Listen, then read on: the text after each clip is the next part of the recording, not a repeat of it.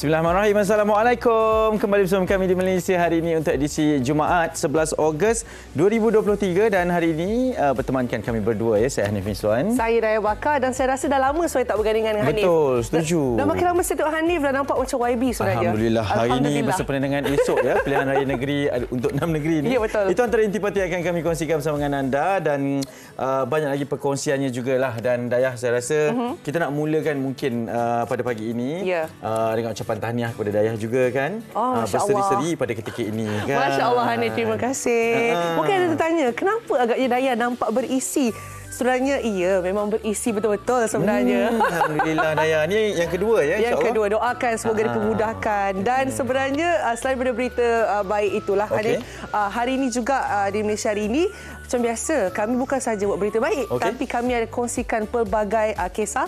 Dan salah satunya bagi saya adalah kisah perjuangan lagi-lagi untuk dua orang adik ini di mana kisah kembar berjuang kanser di mana mereka berada di Johor sekarang dan hari ini hari Jumaat. Jadi hari ini mungkin hari kita untuk saya rasa mendoakan kebaikan dan juga kesihatan. Yang baik untuk mereka kan dan itu nanti kita akan bawakan. Tapi sekarang kita nak berikan satu perkembangan keadaan cuaca semasa ini. Cuaca hari ini di bandar-bandar utama kita boleh saksikan mungkin di Kangar sedikit hujan pada jam 9.30 ini sehingga pukul 10. Tapi esok ada 6 negeri yang akan mengadakan pilihan raya negeri. Itu memang telah pun hebat pada ketika ini tempoh berkempen minit-minit akhir ini. Ya, betul. Tapi 6 negeri ini kita nak tinjau keadaan cuacanya di Terengganu Dayah. Di Terengganu kita lihat cuaca. Kalau anda nak pagi mengundinya, pagi alhamdulillah nampaknya cerah. Cuma di bahagian petang nampak kebanyakan kawasan nampaknya hujanlah. Okey, dan seterusnya kita ke Selangor. Ini Selangor. Selangor pagi ada yang hujan, lepas tu cerah sekejap. Saya rasa dia campur lah. Kelang hujan lah kelang hujan. Jadi saya kena pergi waktu petang ni. Awak petang lah maksudnya. Baik. Saya di Kelang. Okey. Di Pulau Pinang pula keadaan cuacanya pagi dilaporkan sedikit hujan. Keadaan cuaca petang di daerah barat daya dan juga timur laut okey untuk keluar. Maksudnya kalau hujan ni tolonglah sediakan payungnya dan bersedia dengan keadaan semasa. Ini di kawasan saya ni, di Sembilan. Somban, orang Somban Cito Samalah kalau pagi cerah, lepas tu ada hujan, lepas tu hujan juga. Kiranya ada kawasan-kawasan lah yang hujan dan juga cerah. Sama juga dengan petang. Kalau Jolobu tu hujan lobek.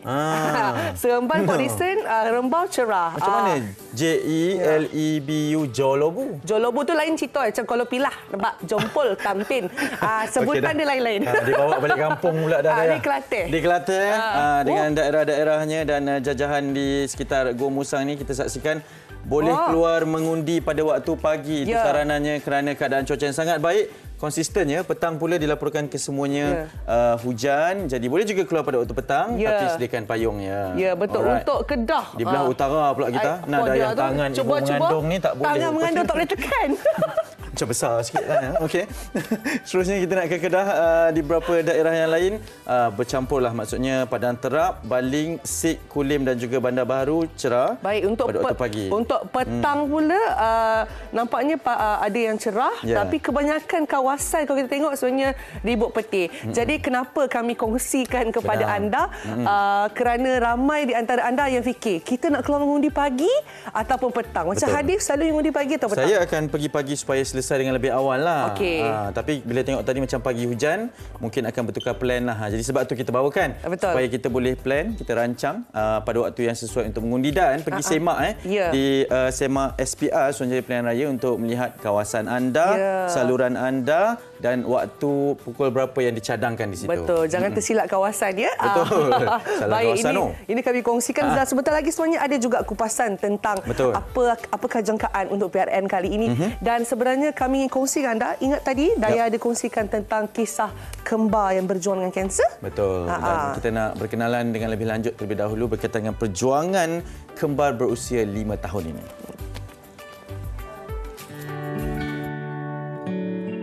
Muhammad Farus Idris, 36 tahun, telah mendirikan rumah tangga bersama pasangannya Nur Nazila Mat Kamal, 33 tahun pada 2011. Dikurniakan 3 cahaya mata perempuan iaitu sulung pada 2012 dan kembar pada 2018.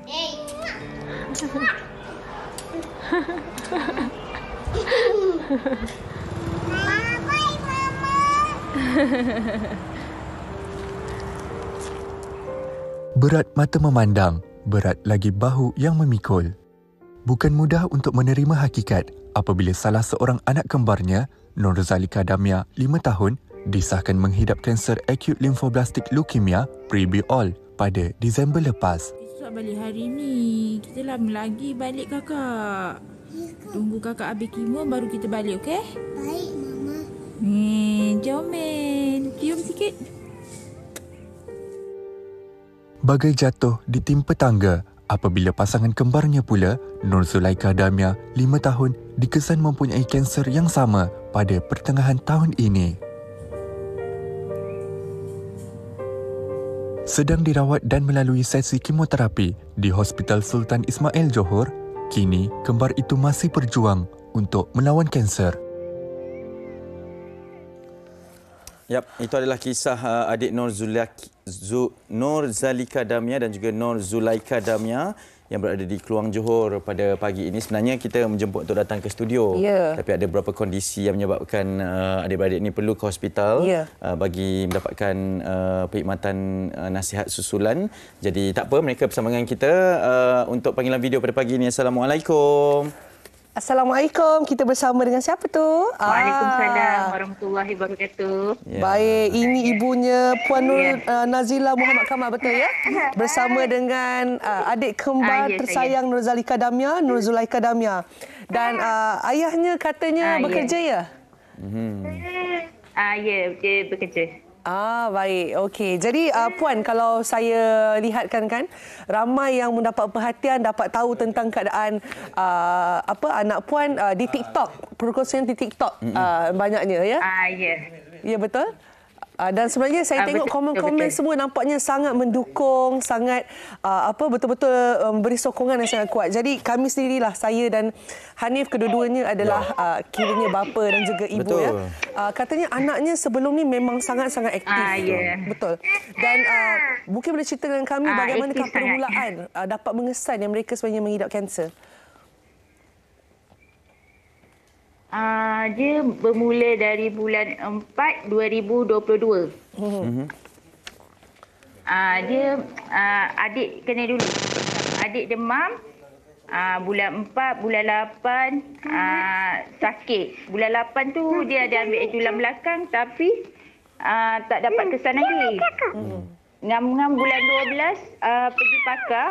Ngam dia tak boleh jalan. Pakar kata masuk wad lah. Lepas tu nak test darah dia kan. 7 hari bulan kita orang dapat tahu yang ada sel kanser 20% dalam darah dia. Jadi kemudian didiagnosis dengan lebih lanjut dan ini kita sedang mainkan video sebelum mereka mendapatkan rawatan. Saya percaya ketika masih aktif, dan inilah yang sebenarnya menyentuh hati netizen, kita semua yang menonton, dan sehinggalah menjadi keadaan sekarang ini. Dah berapa lama sebenarnya dalam proses mendapatkan rawatan ni, Puan? Kalau macam adik, dia dah nak masuk maintenance lah, dah nak masuk makan ubat je. Okey. Kalau kakak ni kalau dia dah dalam pertengahan. Pertengahan. Mungkin Puan, mungkin Puan boleh kongsi dengan kami ya, sebab katanya cara dapat kesan tu sebab kerap demam. Ya, betul ke? Sebab saya pasti banyak juga ibu bapa nak tahu supaya kita lebih cakna kan? Kalau macam adik, dia sakit dia demam, lepas tu kaki dia sakit, dia tak boleh berjalan. Okey. Yang kakak, Puan? Kaki dia sakit lah. Kalau macam kakak ni, baru dia bulan 5 hari tu. Bulan 5? Wow, masih awal. Dia kerap demam. Dia kerap demam dia. Dan ini adalah leukemia jenis PREBOL ya? Baik. Okey Puan, kalau macam mana tu? Silakan. Dia kalau macam kakak ni, dia tak ada tanda-tanda dia sakit kaki ke apa. Cuma dia macam tu lah. Doktor test darah dia, kenapa darah putih dia ni kan tinggi kan. Mungkin lepas tu, masa sebelum doktor bagi tahu tu, macam kita orang memang dah, saya dengan suami memang dah tak sedap hati lah. Macam dah dapat, dah tahu adik dia kan. Ya. Sebab pakar dekat hospital Keluang ada cakap, tak nak test darah kakak ke, nak test sekali kan. Takut kakak bersalin. Masa tu memang ada ambil darah tapi tak ada lagi. Baik. Tak dijemput. Okey. Dan kalau adik 20%, kakak 2%. Okey. Puan, mungkin kalau Puan boleh kongsikan perubahan yang sangat ketara mereka kan kiranya daripada dapat mengesan dan perubahan adakah daripada boleh berjalan sampai sakit kaki tidak boleh berjalan, perubahan mereka dan berapa cepat dapatkan rawatan tu? Macam kalau adik ni kira macam lambat jugalah nak tahu kan. Sebab kita orang dia masuk hospital dari bulan 4, bulan 8, bulan 12 baru tahu. Macam kakak ni cepatlah. Lepas tu dalam dia punya rawatan dalam 2 tahun. Jangka dalam 2 tahun. Wow. 6 bulan kemo, 18 bulan masuk ubat. Baik. Ya Puan, okey, kita sedang pertontonkan gambar keluarganya pada ketika ini. Tapi ada yang bertanya ni nak tengok secara langsung ni sebab tadi hilang-hilang adik dengan kakak ni. Boleh tak panggil tunjuk depan kamera?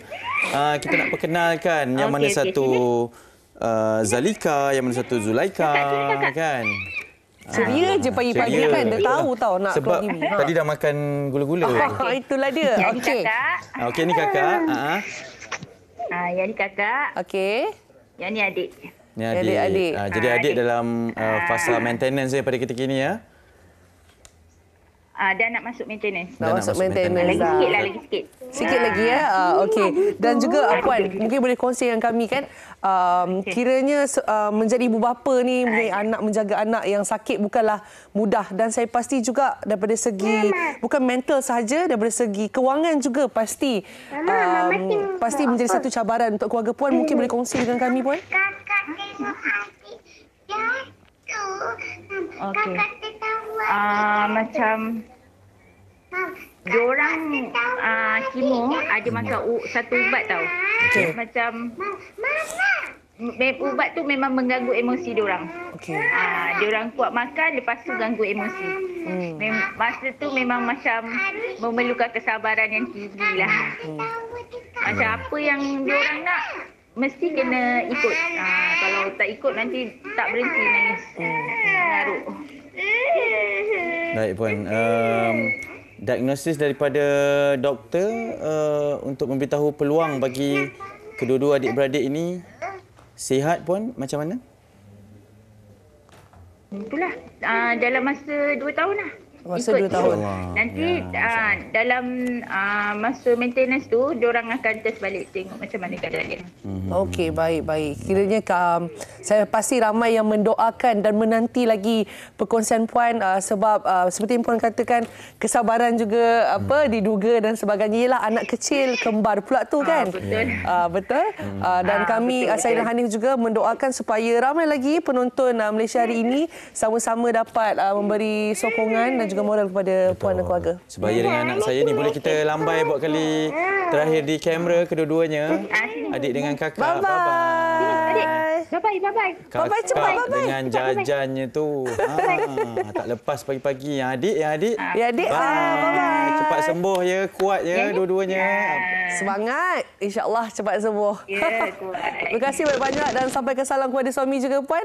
Sudi bersama dengan kami. Assalamualaikum. Okey, terima kasih. Sama-sama. Itu dia perjuangan dua orang adik-beradik kembar berusia 5 tahun mengidap leukemia jenis pre-BOL. Dan sama-sama kita doakan ya, semoga bukan sahaja kedua-duanya tapi seluruh keluarga untuk kuat menghadapi cabaran ini. InsyaAllah. Dan saya dan Hanif nak berehat sebentar. Betul. Sebab selepas ni kita ada perbincangan tentang jangkaan PRN. Jadi adakah anda pun sama-sama mengikuti? Betul. Pastinya jadi jangka mana-mana. Terus bersama kami di Malaysia hari ini.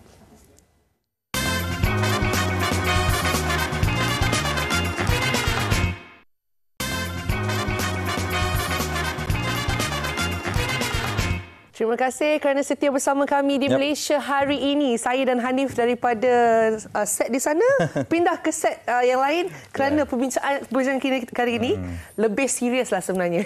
Dan ini berkaitan dengan pilihan raya negeri yang akan berlangsung pada hari esok. Ini hari terakhir untuk waktu kempen diteruskan. Ini ibarat pecutan terakhir jugalah bagi meyakinkan para pengundi. Tapi yang penting bagi saya adalah peratusan untuk keluar mengundi itu perlu tinggi terlebih dahulu di 6 negeri ini. Dan itu antaranya yang difahamkan, dilaporkan berkaitan dengan tiket bas. 144,000 telah pun habis dan 89% tiket di ETS, terminal ETS telah pun habis untuk rakyat Malaysia di 6 negeri ini terutamanya. Hebat. Pulang mengundi. Ya, dan kalau saya baca lebih lagi aliran trafik ini menuju ke pantai timur dan juga utara. Itu dia ya. Jadi tahniah kepada anda yang telah sampai. Ni 9 besok lah kot. Esoklah, dekat je. Baik. Kita bersama dengan seorang yang saya rasa saya tak sabar nak berbual dengan beliau sebenarnya. Iaitu kita ada Profesor Dr. Azizuddin Muhammad Sani, penganalisis politik. Selamat datang. Terima kasih jumpa Prof. saya. Sihat Prof ya? Alhamdulillah baik. Prof tak terlibat PRN ya? Saya tak terlibat memerhatikan PRN dan buat kajian. Tapi tak mengundi. Betul, sebagai seorang pengkaji dan Prof ni memang sinonim lah apabila disebut dengan analisis politik ni. Prof, sebagai mukadimahnya, 6 negeri ini esok adalah tempoh yang penting bagi memilih pembentukan kerajaan negeri. Impaknya kepada pembentukan kerajaan persekutuan, Prof, daripada keputusan ini, Prof? Ya, saya rasa impaknya dia tak ada beri kesan kepada kerajaan persekutuan. Sebab persekutuan ini di peringkat parlimen kan. Dan pilihan raya itu telah berlangsung November tahun lalu kan. Cuma impak mungkin dari segi emosional lah kan. Sekiranya contohnya satu parti menguasai sapu bersih kan ke dalam 6 negeri. Jadi parti yang kalah tu akan ada impak moral lah di situ dan emosional kan. Tapi dari segi keseluruhannya sebenarnya pilihan raya ini hanya nak menentukan kerajaan negeri, dan berdasarkan pemerhatian pun memang persaingan sangat hebat lah di semua negeri ini, dan itu yang menyebabkan kita pun ini hari terakhir lah. Saya rasa hari ini hari yang penghabisan parti politik itu ataupun calon-calon menarik undi, walaupun saya rasa peratusan orang yang maksudnya mereka akan keluar mengundi ini, mereka dapat keputusan dah siapa nak diundi kan. Tapi mungkin ada sedikit lagi mungkin kecil dalam 10 ke 5% tu atas pagar tu masih lagi tunggu saat akhir tu baru buat keputusan esoknya mungkin ada istikharah juga mungkin. Betul. Pilih pemimpin. Betul. Dan sebenarnya kalau diikutkan Prof, secara keseluruhannya kita tengok daripada kempen dah sehinggalah ke hari ini kan, bagaimana agaknya dapat memberi kesan kepada rakyat terutamanya untuk keluar mengundi. Ya, saya rasa ini kena ucap terima kasih kepada media agak kan. Sama ada media tradisional macam penyiaran TV3, akhbar dan juga sosial media kan, yang bagi satu suasana atmosfer pilihan raya tu kan. Kerana selalunya trend yang kita lihat kalau pilihan raya negeri ini tumpuannya tidak ke situ, jadi menyebabkan orang tak nak keluar mengundi lah. Dan kadar keluar mengundi pun agak rendah kan. Walaupun kita pun jangkakan sebenarnya kadar keluar mengundi kali ini pun rendah daripada PRU sebab PRU itu dalam 75%. Jadi kali ini kita jangkakan dalam 60 ke 70% lah. Sebab kemungkinan orang yang di luar negara, yang luar negeri, kalau di Sabah Sarawak, orang yang sebenarnya urus sana kan mungkin tak nak pulang sebagainya. Jadi dia mungkin akan beri kesan lah kepada pattern pengundian lah. Cuma yang saya sebut tadi, atmosfer dia memang tumpuan media utama tu semua ke arah ini ke pilihan raya ini, menyebabkan ramai yang akan keluar juga esok kan. Betul. Dan ini sedikit berbeza kerana sebelum ini pilihan raya umum sekali dengan pilihan raya negeri. Jadi ini satu perbezaan yang mungkin akan bawa kepada landscape warna-warni politik yang baru. Prof, kita ingin mengkaji dengan lebih dalam sedikit kerana pada ketika ini kalau kita lihat statistiknya, calon-calon muda ramai diketengahkan pada ketika ini. Ramai sekali wajah-wajah baru. Dan kemudian pengundi-pengundi muda juga dah semakin matang kan. Sebelum ni kita kecoh dengan undi 18, tapi mereka telah pun diberikan pendedahan ketika PRU dan juga pilihan raya negeri beberapa negeri sebelum ini. Adakah ianya akan memberikan impak sekali lagi kepada gelombang pemilihan esok ni, Prof? Ya, saya rasa ada. Kalau kita tengok umur yang bawah 40, itu kalau kita kategori belia lah, itu pun dah lebih pada separuh daripada jumlah keseluruhan pengundi yang hampir 10 juta kan. 9 juta lebih lah macam tu kan. Dan kalau yang pengundi undi 18 ni ada tambahan lah.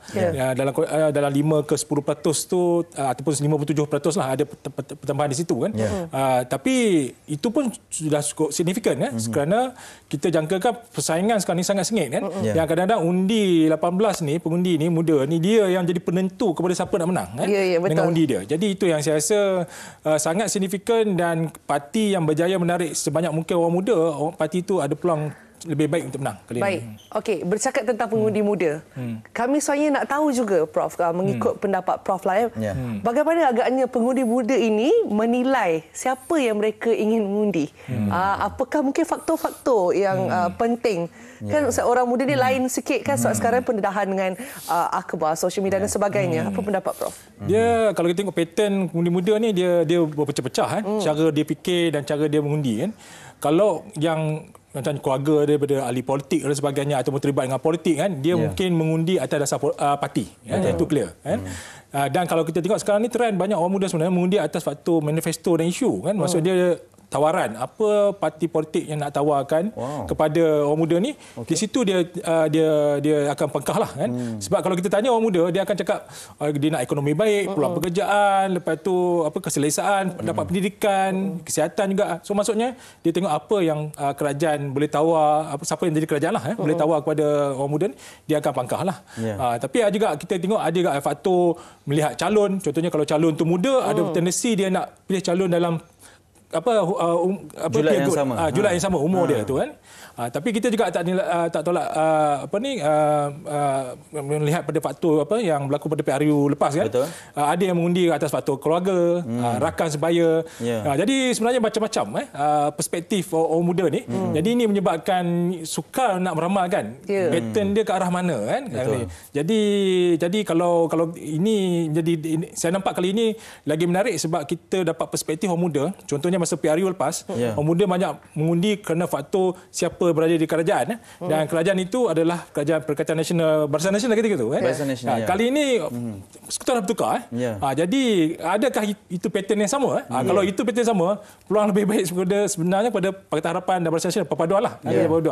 Jadi tapi kita nak tengok dululah sejauh mana sama ada dia juga berbentuk regional. Maksudnya dulu kita tengok gelombang hijau kita kan di sebelah utara, di selatan, di pantai barat kurang kan. Dan gelombang tu lebih pada gelombang merah situ Pakatan Harapan lah. Dan juga dengan Barisan Nasional di sebelah Negeri Sembilan kan. Adakah benda yang sama juga berlaku kan? Tapi realiti sebenarnya orang muda memang berpecah-pecah pattern pengundi dia. Mengikut perspektif masa inilah apa yang dia fikirkan baik untuk dia lah. Betul. Prof ada melakukan kajian di lapangan sebab kita pernah bersama ketika analisis PRU tempoh hari selama 2 hari kan dengan kerajaan tergantung. Itu pun menimbulkan pelbagai satu lagi landscape yang baru dalam politik Malaysia.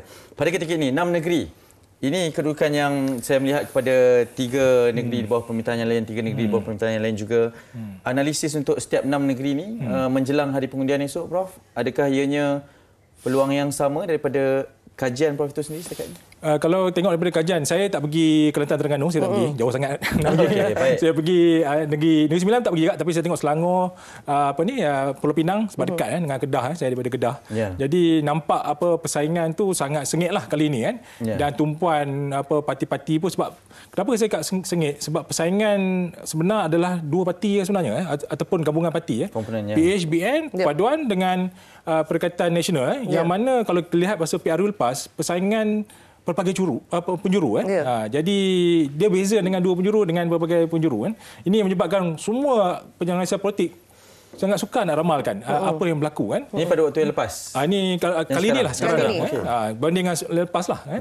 Jadi dalam konteks ini kalau kita lihat kan macam yang dikatakan negeri-negeri hangat lah masa ni tumpuan banyak sekarang ni banyak ke arah Selangor dengan Kedah itu menjadi tempat hangat. Dan kalau kita lihat pun hari ini Datuk Seri Anwar Ibrahim akan pergi ke Kedah. Sebab dia tahu peluang tu ada walaupun tipis tapi peluang tu ada untuk merampas Kedah kan. Jadi dan kalau tengok pattern kalau hari ini pun dah keluar dah kan beberapa kajian oleh institusi yang buat kajian kan. Banyak melihat faktor ada contohnya negeri-negeri yang dikuasai Perikatan Nasional pun yang mengejutkan saya adalah Kelantan kan sebab dia katakan kadar puas hati rakyat terhadap kerajaan tu sangat kecil 54% walaupun masih lagi majoriti tapi agak tipis kan. Jadi kalau tipis ni kadang-kadang di asangan akhir tu boleh berubah juga kan dari perspektif rakyat tu jadi dalam konteks ini saya rasa rakyat sedar dan kempen yang dilakukan oleh semua parti pun berkesan. Cuma sekarang ni kalau tawaran yang cuba dibawa kan oleh parti politik ni dia nampak realistik dan boleh dilaksanakan, diterima. Jadi saya nampak itu yang jadi maksudnya rakyat nanti atau pengundi akan memilih faktor itu yang paling utama sebenarnya untuk pilihan raya kali inilah. Baik, itulah kalau diikutkan nampaknya apa yang dikongsikan oleh Prof. Sebenarnya ada pelbagai aspek dan juga tidak dapat dijangka sebab ada negeri yang katanya tipis tapi kalau ikut majoriti sokongannya lebih tinggi. Maksudnya apa-apa saja boleh berlaku, apa saja boleh berubah dan hari ini seperti yang dikatakan hari terakhir untuk kempen ya. Dan Prof melihat kepada trend kempen untuk PRN pada ketika ini, adakah ianya trend yang sama patternnya seperti sebelum ini ataupun sedikit berbeza? Saya rasa berbeza. Sebab dinamik politik dah berubah kan, berbanding dengan PRU lepas kan. Macam tadi pun saya sebut kerajaannya berubah kan, rakyat pun dah ada perspektif berbeza kan. Pertandingan pun dah 2 penjuru bukan pelbagai penjuru kan. Jadi menyebabkan sebenarnya agak sukar nak melihat siapa yang mendapat kelebihan dalam pilihan raya kali ini lah. Dan tapi semua orang sedar bahawa faktor contohnya yang saya sebut tadi, orang muda memang main peranan besar kan. Dan mereka cubalah buat TikTok video ke bermain sukan ke acara calon lah dengan apa orang muda ni supaya dapat tarik orang muda ni tambah memperkenalkan calon muda pada dia kan, macam contoh Barisan Nasional yang pertama kali saya nampak ada memperkenalkan calon muda yang umur 26 tahun pada Muhammad Fakran di Pulau Condong di Kelantan. So tak pernah dengar dulu Barisan Nasional setuju. Yalah calon muda so nampak itulah daya tarikan orang muda yang menjadi penentu kepada hala tuju negara pada masa akan datang ni. Dan juga Prof, adakah mungkin kalau diikutkan sekarang kita bersama dengan Kerajaan Madani kan, apa yang telah dilaksanakan ataupun apa yang mereka bakal laksanakan, adakah itu juga memainkan faktor untuk pengundi-pengundi di luar sana memilih untuk siapa mereka bakal mengundi untuk PRN kali ini? Ya, saya nampak walaupun pilihan negeri ini pilihan negeri lah perspektifnya negeri kan, dan siapa bentuk kerajaan negeri itu perlu membawa idea-idea yang boleh disukai dan diminatilah. Walaupun kita tak tolak hakikat sentimen kadang-kadang dimainkan terlalu kuat macam 3R apa sebut masih ada yang dimainkan, tapi dari pihak persekutuan juga memainkan peranan. Saya jaranglah tengok macam contohnya Perdana Menteri berkempen sekuat hati lah dalam pilihan negeri sebelum-sebelum ni tak ada tapi kali ini nampak ke arah itu nak beri penerangan. Dan juga yang paling penting saya rasa dasar yang diperkenalkan baru-baru ini itu ekonomi madani itu sangat beri kesan lah sebenarnya sebab 7 cadangan tu saya rasa walaupun penerangannya masih kurang dibuat kan di peringkat bawah ni perinciannya sebab yang proses penerangan lagi kan tapi rakyat dah bagi positif lah maksudnya pandangan positif lah ada hala tuju lah ekonomi negara dan ekonomi negara pun semakin bertambah baik kan jadi saya nampak kadang-kadang itu faktor. Sebab dari segi isu pula kan, kalau kita tengok isu paling dominan adalah isu ekonomi di semua negeri ni. Jadi mereka mungkin mengundi atas faktor itu. Prof, mungkin untuk menutup kepada perbincangan secara ringkas kita pada pagi ini, Prof, akan ada kejutan esok di 6 negeri ini? Walaupun orang banyak cakap lah, ada mungkin 3-3 lah. Tapi saya rasa ada kejutan. Terutama kawasan-kawasan negeri yang sangat tipis lah, boleh pergi ke mana pihak lah. Sebenarnya penutup Prof ni membuatkan kami lagi tertanya-tanya dan berteka-teki. Tapi terima kasih Prof atas analisis yang dikongsikan bersama dengan saya dan hadir dan tentunya semua penonton Malaysia hari ini. Mungkin anda sudah pulang ke negeri ataupun tidak, hanya memerhati seperti Prof juga. Yang penting kita tingkatkan peratusan untuk keluar mengundi, Prof. Esok itu yang penting dalam penentuan pembentukan 6 kerajaan negeri esok yang mungkin tidak memberi impak kepada kerajaan persekutuan tapi sebenarnya memberi impak kepada bagaimana ekonomi negeri untuk disuburkan selama 5 tahun lagi satu penggal. Prof, terima kasih sekali lagi. Profesor Dr. Azizuddin Mohamed Sani, penganalisis politik. Esok pastinya hari yang sibuk jugalah ya. Ya, sibuk. Dari pagi sampai ke malam juga untuk memantau kepada perkembangan pilihan raya negeri ini. Baik, dan sebenarnya Prof akan bersama dengan kita pada hari Isnin nanti pasca. Sekarang sibuk ni sampai ke Isnin ni. Sekarang ni cerita analisis dulu apa yang dijangkakan, tipis tak tipis dan sebagainya. Nanti kita tunggu selepas ya. Dan sebenarnya saya dengan Hanif ni, saya tak tahu Hanif saya nak tanya. Kita tutup sekejap cerita PRN ni. Hanif ni minat durian tak ni? Sangat. Saya kalau durian ni boleh buat macam makan nasi. Makan nasi, makan durian Tolak nasi, makan durian. Oh, wow. Bagus tu sebenarnya. Daya macam mana? Saya kurang sikit daripada awak lah. Takut makan macam nasi bahaya sangat ni. Sekarang kena kurangkan lagi. Kena kurang. Manis tak boleh sangat. Kenapa cerita durian ni? Sebab, tahu tak sebenarnya ada durian klon? Durian pun kena klon? Ya, ini boleh Bardi. Mungkin ada yang tahu atau tak tahu. Sebab tu kami nak kongsi dengan anda. Kita saksikan sedetan ini. Durian, antara buah yang semakin mendapat tempat di pasaran dunia. Malaysia ialah negara pengeksport durian ketiga dunia selepas Indonesia dan Thailand. Namun kemunculan negara pengeluar durian terbaru seperti China dan Vietnam mampu menggugat kedudukan pasaran durian negara jika tiada tindakan diambil mengenainya. Untuk itu, beberapa usaha telah diambil termasuk menghasilkan klon durian terbaru. Selain dilakukan oleh orang perseorangan, usaha menghasilkan klon terbaru durian turut dilakukan Institut Penyelidikan dan Pembangunan Pertanian Malaysia atau MARDI. Antara klon yang berjaya dihasilkan adalah Medur 78, Medur 79 dan Medur 88 atau lebih dikenali sebagai D188, D189 dan D190. Bagaimanapun, usaha untuk menghasilkan klon terbaik ini mengambil masa yang agak lama, iaitu di antara 15 ke 20 tahun. Ini kerana selain menghasilkan durian yang enak dimakan, penyelidik juga perlu memastikan klon durian yang dihasilkan mereka ini mampu bertahan dari serangan kulat, serangga dan juga penyakit tumbuhan. Bagi membolehkan klon durian yang dihasilkan memasuki pasaran secara meluas, satu projek perintis bagi baka baharu diperkenalkan kepada pekebun durian di seluruh negara. Menerusi projek ini, pekebun yang telah dikenal pasti akan dibekalkan dengan anak pokok klon terbaru ini secara percuma. Baru-baru ini, dengan kerjasama Persatuan Penanam Durian Negeri Sembilan, sejumlah anak pokok telah diberikan kepada pekebun durian di sekitar Lenggeng Negeri Sembilan. Harapan saya supaya hybrid baru ni setandinglah dengan durian-durian premium yang ada di pasaran sekarang ni, baik dari segi kualiti dan juga dari segi kuantiti lah, dan dapat membantu meningkatkan pendapatan kepada pekebun-pekebun kecil durian ini. Saya harap pada pengusaha-pengusaha dapat bagi sokongan untuk menanam klon ini untuk jangka masa hadapan kita. Mungkin dalam 5 tahun kita dapat merasa, kalau boleh kita biarkan banyak-banyak lagi kita tanam. Jadi kita dapat boleh merasai semua klon-klon durian yang ada dalam negara kita Malaysia. Dengan adanya klon terbaru ini, bukan sahaja dapat memberi peluang kepada penggemar raja buah untuk menikmati durian yang sesuai dengan selera mereka, tetapi secara tidak langsung dapat memartabatkan lagi nama Malaysia dalam industri pertanian dunia.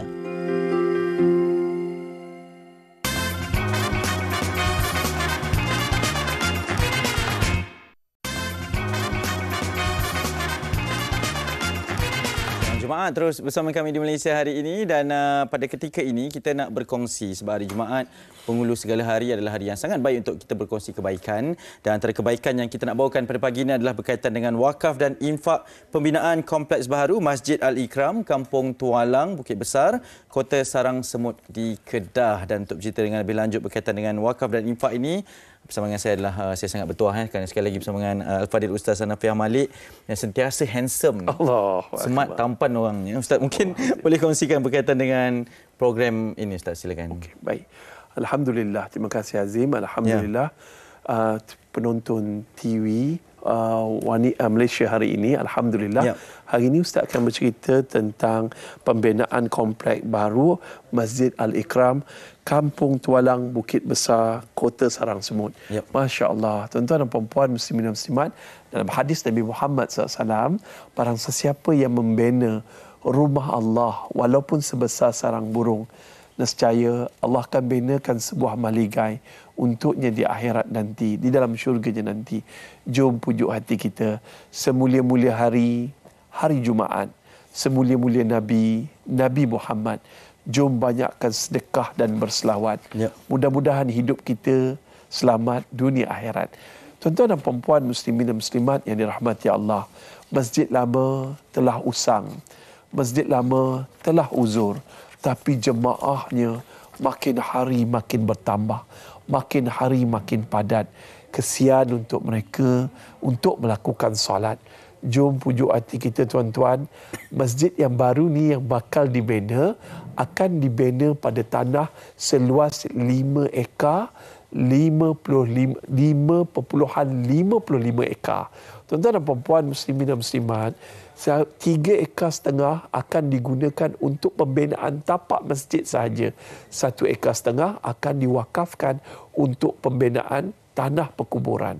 Kerana tanah perkuburan yang ada dah usang dan tebing bukit dah nak runtuh dah. Jadi nasihat Ustaz, kita pujuklah hati kita. Sebahagian daripada rezeki kita, sebahagian daripada pendapatan kita, sebahagian daripada gaji kita, kita bersihkan. Kerana ada hak orang lain. Tuan-tuan jangan ingat tuan-tuan menonton TV pagi ni adalah kebetulan. Tetapi takdir dari Tuhan. Jom pujuk hati kita. Sama-sama kita bina rumah Allah untuk Masjid Al-Ikram Kota Sarang Semut ini. Kerana apa tuan-tuan? Selama mana orang mendirikan solat di dalamnya, mengaji Al-Quran, belajar ilmu, qiyamul lail, berbuka puasa, pahalanya mencurah-curah masuk ke dalam akaun kita walaupun kita dah meninggal dunia. Lembutkan hati kita dengan berderma. Kita boleh juga wakaf untuk arwah ibu dan ayah kita yang dah meninggal dunia. Mungkin ada di kalangan mereka tuan-tuan dan puan-puan berada dalam keadaan dipukul dan dipalu, diazab di alam barzah, menanti doa anak yang soleh.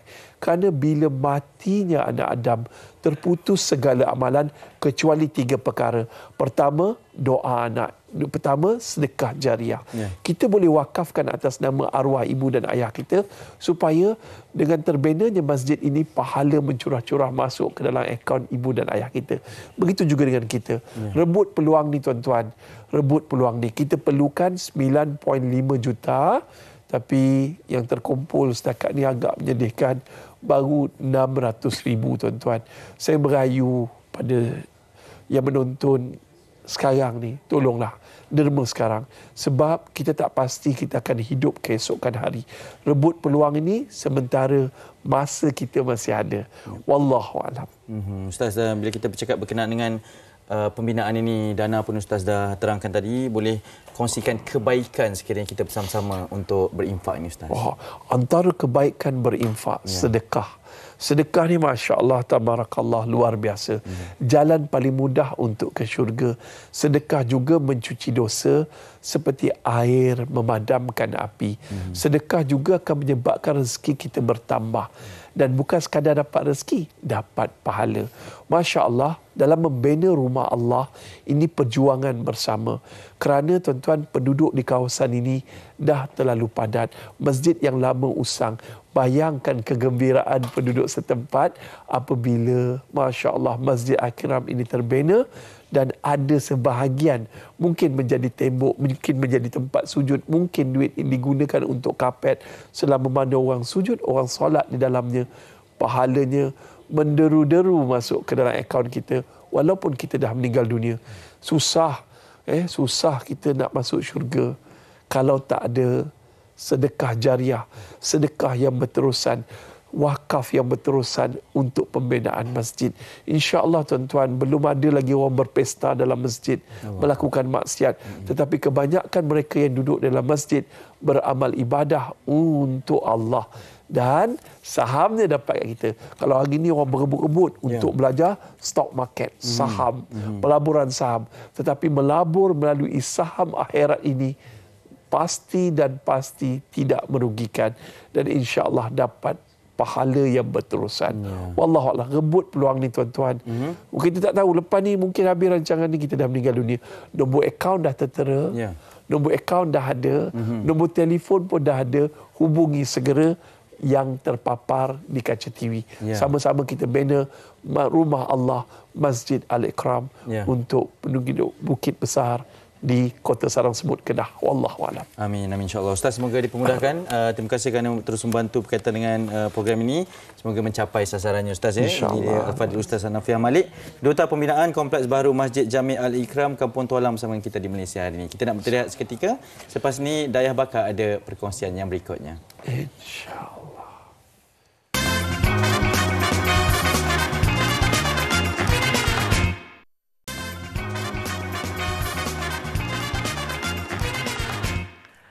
Kembali dalam Malaysia hari ini dan tadi Hanif dah berkongsikan sikit tentang kebaikan infak dan sebagainya. Dan saya nak menyambung lagi, ialah hari Jumaat ini adalah hari yang sangat baik, hari yang penuh dengan barakah. Dan kita bersama dengan Ustaz Bahtiar Fitri, Jurucakap Merangkap Duta Khas Kompleks Islam Darul Faizin Kedah. Selamat datang Ustaz. Ya, Alhamdulillah. Terima kasih banyak atas jemputan pada hari ini. Baik, Alhamdulillah. Sama-sama Ustaz. Baiklah, saya nak terus bertanyakan tentang latar belakang kumpulan pendidikan Darul Faizin Kedah ini dan juga penambahbaikan Masjid Nur Muhammad Kedah ni. Saya nak tahu lebih lanjut, Ustaz boleh kongsikan dengan kami? Baik. Assalamualaikum warahmatullahi taala wabarakatuh.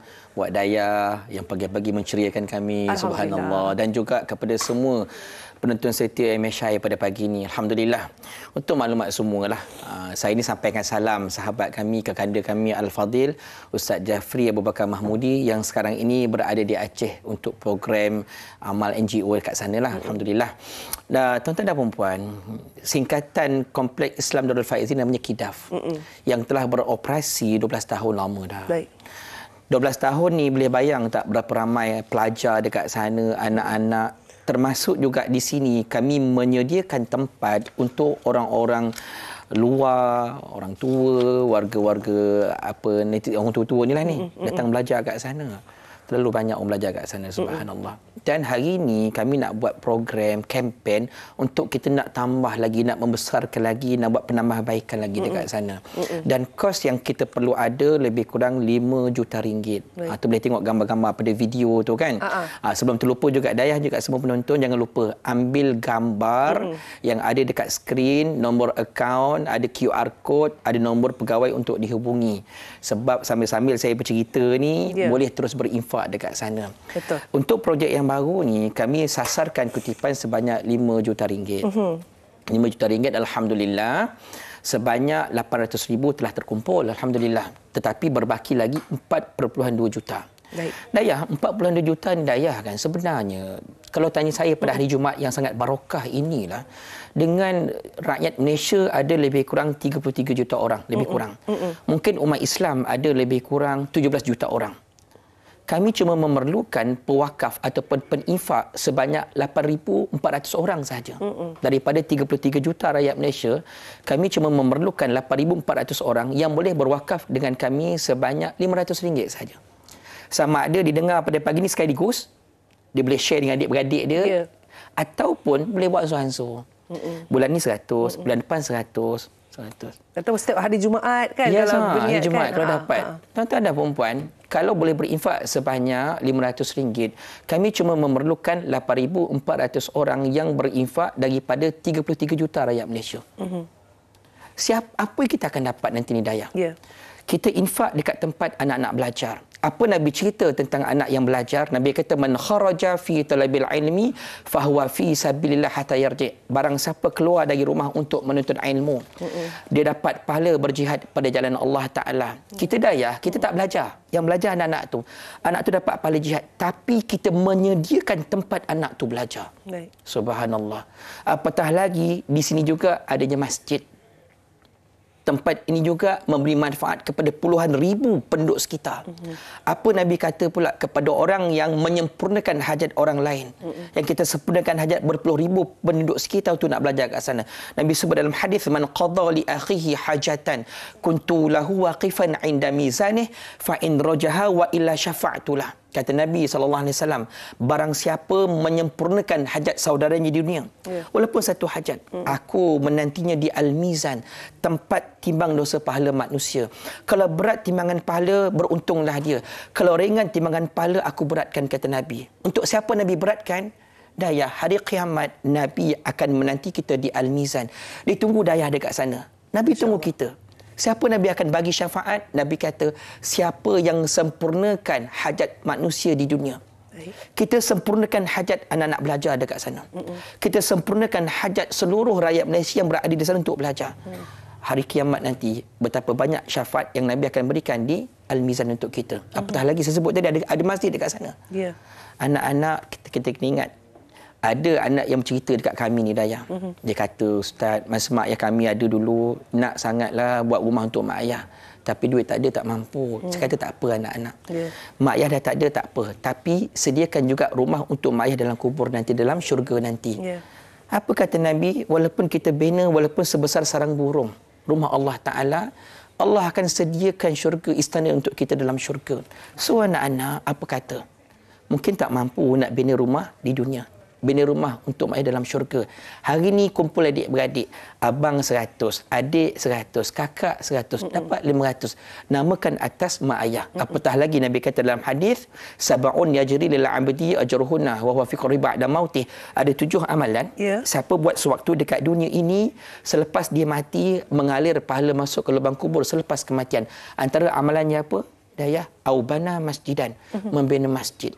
So anak-anak semua, ayah ibu semua, ingat, ayah ibu kita sangat perlukan bantuan daripada anak-anak untuk menerangi lubang kuburnya dengan berinfak bersama dengan kami. Kami doakan agar Allah Ta'ala berikan kesihatan yang baik kepada semua pewakaf, dibahagikan dunia akhirat, dan Allah gantikan infak ini dengan ganjaran yang lebih besar. Kalau bukan dekat dunia, insya-Allah di akhirat, insya-Allah. Kiranya kita mengejar pahala bukan saja di dunia. Kalau kata Ustaz tadi tak sempat nak buat rumah untuk ibu bapa, kita fikir untuk akhirat nanti kita kumpul. Dan kalau anda boleh lihat tadi kami dikongsikan QR code dan serta saya pasti sekarang adalah peluang yang terbaik anda. Jangan fikir lagi nak bersedekah ni, saya percaya juga rezeki kita akan berganda-ganda, Ustaz. Itu yang dijanjikan. Jadi anda boleh terus scan QR code ataupun terus bank in sahaja. Jadi saya nak ucapkan terima kasih banyak-banyak Ustaz Bahtiar Fitri, bukan sekadar berkongsi kami tentang KIDAF untuk orang tua, anak-anak belajar dan juga untuk masjid untuk orang ramai, dan semoga manfaat ni kita sebarkan kepada orang ramai lagi, Ustaz. Terima kasih banyak-banyak. Jadi saya macam bila fikir bercakap dengan Ustaz ni, saya terfikir, di manakah Hanif? Hanif, di manakah anda, Hanif? Di situ je. Tak jauh pun, awak boleh pelan-pelan suruh datang bersama dengan saya, sebab sekarang saya nak kongsikan ini berkaitan dengan program I Can See Your Voice Malaysia, dan kita tahu-tahu je dah nak sampai ke episod akhir dah kan, dan inilah musim ke-6 yang menjadi peneman setiap Ahad malam kita semua. Jadi jangan lupa saksikan episod akhir I Can See Your Voice Ahad 13 Ogos 9 malam di TV3 dan juga stream HD ditonton. Best tahu macam-macam keletah dan juga gelagat ada dalam program ini. Betul. Kereta di Malaysia hari ini pun sama juga. Setuju sebab kita Isnin sampai Jumaat, tapi ialah mungkin rindu 2 hari. Hari Isnin nanti jumpa balik. Betul. Dan akan ada analisis lah pasca pilihan raya negeri yang berlangsung. Jangan lupa untuk mengundi esok. Dayah pun memandu berhati-hati nanti ya. Ya, insya-Allah. Keluar awal tengok keadaan cuaca dan buatlah pilihan dengan betul. Ya, dan saya nak kongsi satu lagi ya. Miss Ai, jangan lupa Isnin hingga Jumaat 9.30 pagi dah di TV3 dan stream UG secara langsung di aplikasi tonton. Santai dengan alam, itu ke topik kita nanti hari Isnin nanti. Kan. Mungkin. Santai-santai santai dengan alam itu kita akan bawakan di Malaysia hari ini. Okey, selamat berhujung minggu. Jaga diri semua, senyum selalu. Assalamualaikum. Dan selamat mengundi. Assalamualaikum. Bye.